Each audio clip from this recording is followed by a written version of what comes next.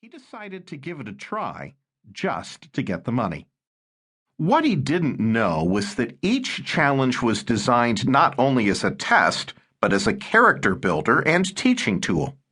Red called them gifts, a series of gifts. It is fascinating to watch the transformation in Jason.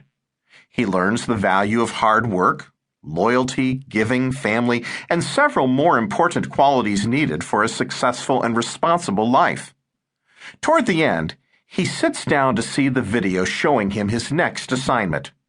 Grandpa, though now gone, knew when making the videos that if at this point in the process they were still being shown to Jason by his wise and discerning business partner, Jason had passed the tests and could be trusted with wealth.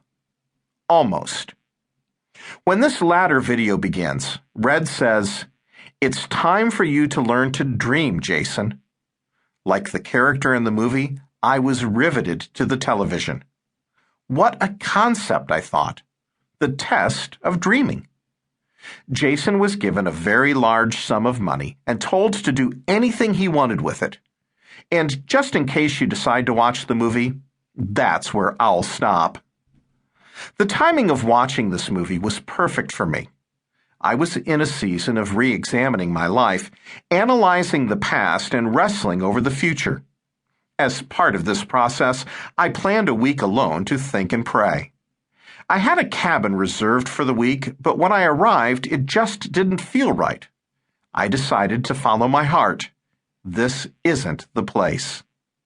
I called my wife, Cece, and asked her to check the internet for another place, preferably in Estes Park, Colorado. I would start driving that direction. The place she found was more than perfect. The altar and cross outback reminded me of Moriah, a special place of dreaming mentioned in Scripture. God knew he and I would dream together in this place. Perhaps you aren't aware of Moriah and its rich biblical history. It is the mountain where Abraham took Isaac to offer him as a sacrifice. God stopped him, of course.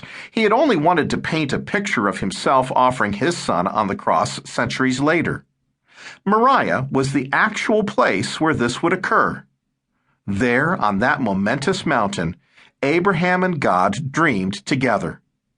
Abraham envisioned the day he would have so many descendants they would be a great nation. God dreamed of the day he would recapture his dream of family. But I'm getting way ahead of myself. We'll visit Moriah later in great depth. Back to the cabin. No, I wasn't kidding about the altar and cross.